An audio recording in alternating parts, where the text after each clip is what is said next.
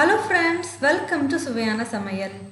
இன்னைக்கு நம்ம சுவையான சமையல் சேனல்ல கிராமத்து சுவையில ரொம்பவே சுவையான ஆட்டு குடல் குழம்பு எப்படி செய்யறதுன்னு பார்க்கலாம். வாங்க வீடியோக்குள்ள போகலாம்.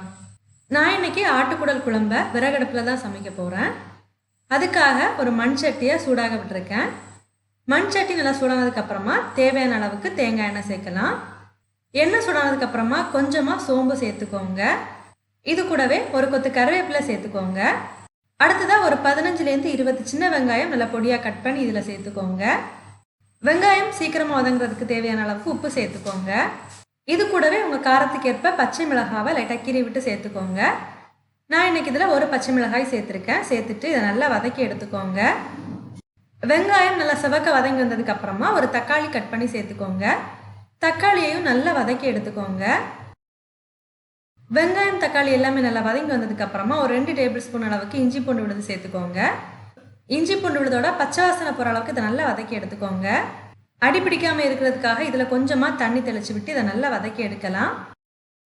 பாருங்க, வெங்காயம் தக்காளி எல்லாமே நல்லா வதங்கி வந்தாச்சு.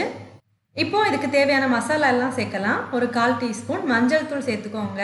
உங்கள் காரத்துக்கு ஏற்ப மிளகாய் தூள் சேர்த்துக்கோங்க. நான் இன்னைக்கு இதில் 2 டீஸ்பூன் மிளகாய் தூள் சேர்த்துருக்கேன். ஒரு 2 டீஸ்பூன் தனியாத்தூள் சேர்த்துக்கோங்க. கூடவே ஒரு 1/2 டீஸ்பூன் கரம் மசாலா சேர்த்துக்கோங்க. இதெல்லாம் சேர்த்ததுக்கு அப்புறமா மசாலாவோட பச்சை வாசனை போகிற அளவுக்கு இதை நல்லாவே வதக்கி எடுத்துக்கோங்க.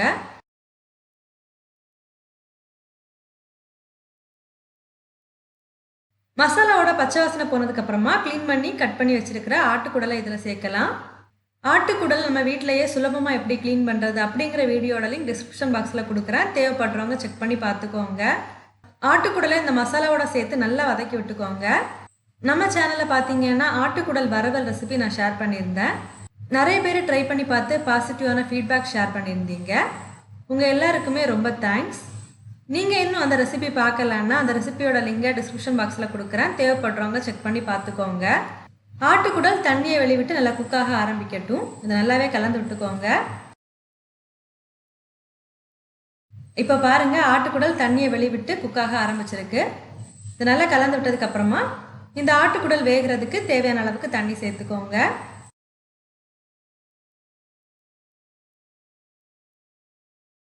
ஆட்டுக்குடல் பார்த்தீங்கன்னா வேகிறதுக்கு கொஞ்சம் டைம் எடுத்துக்கும். அதனால மிதமான தீயில வச்சு இதை மூடி போட்டு வேக விடலாம். இடையிடையே ஓப்பன் பண்ணி நல்லா கிளறி விட்டு வேக வச்சு எடுத்துக்கோங்க. பாருங்க, இது நல்லாவே கொதிக்க ஆரம்பிச்சாச்சு. ஆட்டுக்குடல் பார்த்தீங்கன்னா வேகிறதுக்கு கொஞ்சம் டைம் எடுத்துக்கும். அதனால மிதமான தீயில வச்சு இதை நல்லாவே வேக விடலாம். ஆட்டுக்குடல் வேகிற சமயத்தில் நம்ம இதுக்கு தேவையான ஒரு மசாலாவை ரெடி பண்ணி எடுக்கலாம். இப்போ மசாலா அரைக்கிறதுக்கு ஒரு மிக்ஸி ஜார் எடுத்துக்கோங்க. அதில் ஒரு 1/2 கப் அளவுக்கு தேங்காய் துருவல் சேர்த்துக்கோங்க. இது கூடவே ஒரு 1/4 டீஸ்பூன் மிளகு சேர்க்கலாம். நீங்கள் உங்கள் காரத்துக்கு ஏற்ப மிளகு சேர்த்துக்கோங்க. கூடவே ஒரு 1/4 டீஸ்பூன் சீரகம் சேர்த்துக்கோங்க. இது கூடவே தேவையான அளவுக்கு தண்ணி சேர்த்து இந்த மசாலாவை நல்லா நைஸாக அரைச்சி எடுத்து வச்சுக்கோங்க.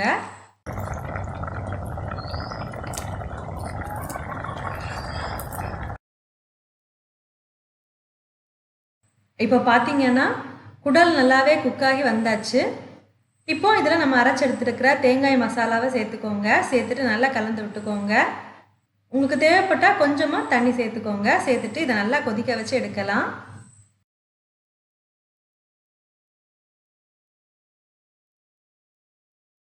பாருங்க, இது நல்லாவே கொதிக்க வச்சு எடுத்தாச்சு.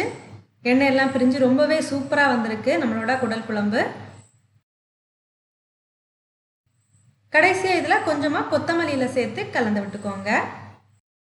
அவ்வளோதான், நம்மளோட சுவையான கிராமத்து சுவையில் ஆட்டுக்குடல் குழம்பு சுலபமாக ரெடி ஆகிடுச்சு. நீங்களும் இந்த மாதிரி செஞ்சு பாருங்கள். செஞ்சு பார்த்ததுக்கு அப்புறமா உங்கள் கமெண்ட்ஸை மறக்காமல் எங்களோட ஷேர் பண்ணுங்கள். இந்த வீடியோ உங்களுக்கு யூஸ்ஃபுல்லாக இருந்தது அப்படின்னா வீடியோவை லைக் பண்ணி உங்கள் நண்பர்களோட பகிர்ந்து கொள்ளுங்கள். நீங்கள் இன்னும் நம்ம சுவையான சமையல் சேனலை சப்ஸ்கிரைப் பண்ணலைன்னா மறக்காமல் சேனலை சப்ஸ்கிரைப் பண்ணிக்கோங்க. இந்த மாதிரி சுவையான ஒரு ரெசிபியோட நான் உங்களை சந்திக்கிறேன். அது வரைக்கும் சுவையாக சமைங்க, சுவையாக சாப்பிடுங்க. நன்றி.